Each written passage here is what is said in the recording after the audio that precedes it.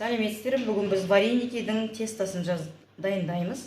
Оған бізге 1 килограмм ұн, 400 грамм су, оған 1 ас қасық тұз салдым. Мындай 2 ас қасық сұйық май қосамыз.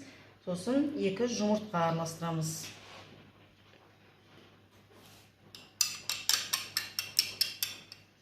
Енді осы жұмыртқаны араластырамыз 2 жұмыртқаны, сосын мынаған араласып құямыз. Содан кейін 2 ас қасық сұйық май,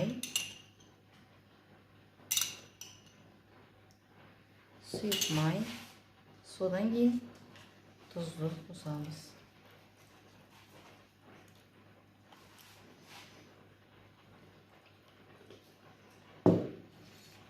Енді тестамызды араластырамыз. Енді жаңағы вареникидің тестамызды дайындадық. Енді бұқтырып қоямыз 1 сағат. Оған кейін біз бұл бұққанша вареникидің начинкасын дайындаймыз.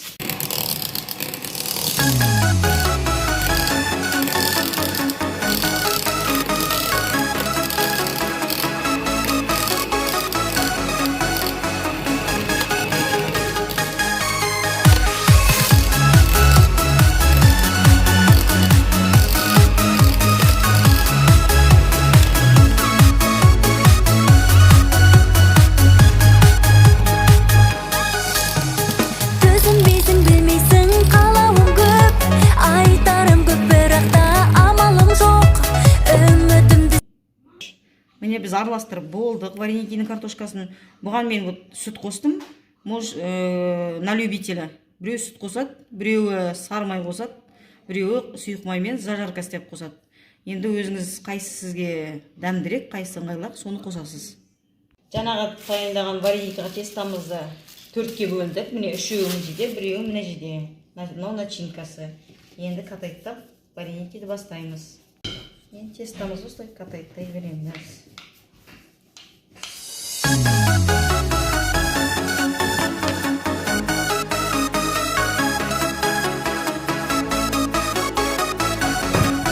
Тестамыз негізі вареникидің манты пельмені тестатағанда қалыңдау болу керек. Енді менің қолымда осындай мен вырезать вареникиға. Өзіңіз үлкендеу размер қылсыңыз десе, үлкен қыласыз. Мен осындай кішкентайды жақсы көремін. И мындай вырезание жасау үшін кулинарный отделдарда сатады специально для вырезки деп. Соны сатып алсаңыздар болады. Енді мен қолымда бар нәрсемен істеп жатырмын пока. А жұмыстарыңызды азайтқыларыңыз келсе, мынаны былай 2 қайырасыз. 2 қайырасыздар да. Мынаның үстінен вырезайттайсыздар. Сонда бір емес, 2 болса шығады міне осылай. Жұмыстарыңызды азайтқыларыңыз келсе. Ана вареникиден қалған тестаңызды можете мынаған араластырып нетіп салуға, или қатты болып кетіп жатса, үйге домашний лапша кесіп салсаңыздар болады. Чтоб расход не было. Осылай картошкасын салып, былай жабыстырып, ары қарай істей бересіздер.